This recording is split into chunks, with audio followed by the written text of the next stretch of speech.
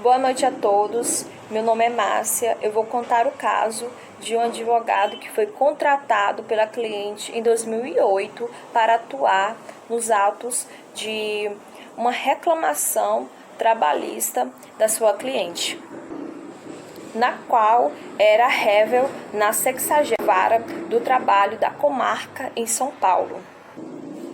Na troca de e-mails feito pela cliente, seus pedidos de informações sobre o processo eram respondidos de forma genérica pelo advogado. Passado 2 anos do acordo e após ter desembolsado 400 a títulos de honorários, a cliente descobriu que o advogado não tinha feito sua procuração, com reiteradas penhoras online nas contas correntes em que recebe seus proventos. Ela viu sua dívida trabalhista ser majorada ao longo desse período e, diante disso, em agosto de 2010, decidiu revogar a procuração e ajuizar a ação requerendo a condenação do advogado ao pagamento de indenização por danos materiais e por danos morais em valor a ser arbitrado pelo juízo. A relação advogado-cliente é um dos pilares que devem garantir a confiança recíproca e a boa-fé, e nesse caso não é o que se encontra. A relação entre as duas partes é muito específica. É onde o cliente deposita seus interesses diante do patrono, o advogado. Portanto, a relação entre os dois é regulada tanto pela Lei nº 8.906, de 94, que dispõe sobre o Estatuto da Advocacia e a Ordem dos Advogados do Brasil, quanto pelo Código de Ética dos Advogados. É importante salientar que o artigo 32 do Estatuto da Advocacia estabelece de forma clara a responsabilização culposa do advogado, ao determinar que o advogado é responsável pelos atos que, no exercício profissional, praticar com dolo ou culpa. E no artigo 33, o advogado obriga-se a cumprir rigorosamente os deveres consignados no Código de Ética e Disciplina. Nesse sentido, no referido caso, o advogado não deferiu para com seus deveres e suas obrigações e responderá civil, penal e administrativamente, inclusive de forma cumulativa, incorrendo assim no dever de indenizar o dano causado ao seu cliente e, consequentemente, ser levado para o Tribunal de Ética. No caso em questão, o dano foi a premissa fundamental para a configuração dos autos, pois o ato antiético do advogado somente reflete se causar prejuízo a um indivíduo.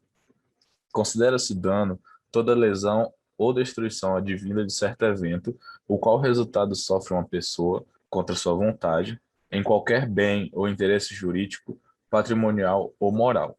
Nesse contexto, o dano material ocorreu ao tratar-se de uma lesão que afeta o patrimônio da vítima, seja ela ou seja a sua dívida trabalhista. Já o dano moral é mais subjetivo, visto que consiste na compensação pela perda, dor ou incômodo ocasionado à vítima a partir do dano. É, portanto, a indenização que tem caráter de satisfação e compensação à vítima, e vale como pena pecuniária, adicional para o agente.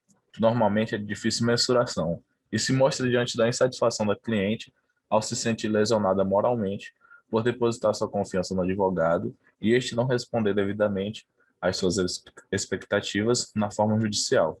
No caso, o desembargador Marco Antônio Ibrahim relatou que o advogado faltou com o dever de informação. No seu entendimento, esse dever não se resume aos riscos da pretensão e das consequências que poderão advir da demanda, mas está inserido também nos limites do contrato, baseado na ética e boa-fé que devem permear as relações entre os indivíduos, a exemplo do que dispõe o artigo 422 do Código Civil. Não cabia à parte autora saber a diferença entre as atividades privativas da advocacia, prevista no artigo 1º da Lei 8.906, de 94, ou que havia contratado um advogado apenas para lhe dar suporte jurídico ou prestar serviço de análise de questão jurídica existente. Tampouco se a atuação do advogado dependia da procuração em via original ou se mera cópia de fatos era suficiente. Todavia, cabia ao apelante, o advogado, profissional habilitado e com conhecimento técnico, orientar sua cliente sobre os limites da sua atuação, o que ele não fez, afirma o relator.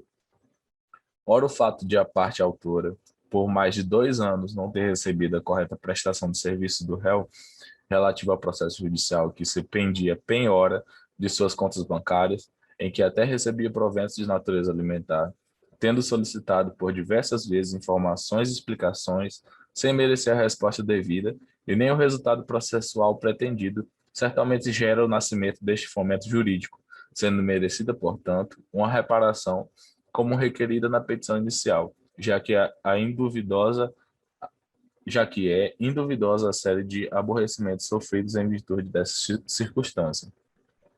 Portanto, diante do exposto, é indubitável que exige dos advogados a habitual diligência e ética na condução das premissas a eles confiados. Uma vez que um erro poderá resultar em prejuízos para o cliente, o advogado deve sempre buscar excelência na realização do seu serviço, para com os direitos do seu cliente, para que os direitos dos seus clientes estejam assegurados dentro do processo judicial. Na sua constatação, o advogado afirma ter sido procurado pela autora para descobrir o motivo de um bloqueio do seu salário. Assim que foi informada, ela teria pedido a ele um suporte jurídico ao processo, que consistia em fornecer explicações sobre o andamento processual. Segundo ele, o trabalho contratado corresponderia somente a informações jurídicas, sem a efetiva atuação nos autos. Por isso, o valor total acertado de 800 foi inferior ao estipulado na tabela da OAB, correspondente a uma consulta ou parecer já em litígio. Além disso, afirma não ter sido contratado para atuar diretamente na Vara de São Paulo. Ainda por conta desse caso, o advogado chegou a ser alvo de processos administrativos disciplinar no Tribunal de Ética e Disciplina da OAB de São Paulo. Segundo o parecer preliminar, o profissional não cumpriu com a sua responsabilidade ao deixar de esclarecer a sua ex-cliente de forma clara e objetiva qual era o objeto do seu trabalho. Bom, eu me chamo Marina e eu vou dar prosseguimento explicando como funciona o Tribunal de Ética da OAB. E antes de mais nada, eu gostaria de dizer que o Tribunal de Ética, ele tem como sua principal função julgar os processos éticos disciplinares e atuar como mediador das questões que envolvam os advogados. O poder de punir disciplinarmente os inscritos os inscritos na OAB cabe ao Conselho Seccional cuja infração tenha ocorrido em seu território, e antes disso deverá haver uma representação, e essa representação tem que conter obrigatoriamente os dados do representante, como endereço, a narrativa dos fatos, documentos probatórios, enfim. Posto isso,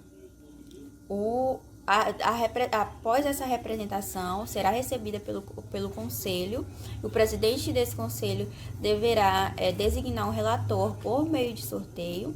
Após isso, haverá o recebimento também da certidão positiva ou negativa do representado, para que possa ser dada continuidade aos processos. Após isso, o relator ele tem um prazo de 30 dias para emitir um parecer, seja de arquivamento ou de instauração do processo. Ele também tem 15 dias para notificar todos os envolvidos do caso. Quanto à fase probatória, cabe ao representante e ao representado responsabilizar-se pelo comparecimento de suas testemunhas. Só será interferido meio de prova quando for ilícito, e o relator deve encaminhar todas as diligências para que o processo seja feito.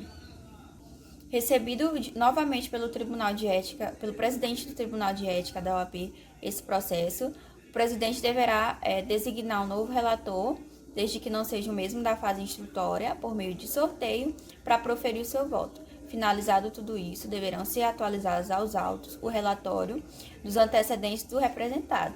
Lembrando que toda decisão proferida pelo Conselho Seccional é cabível de recurso.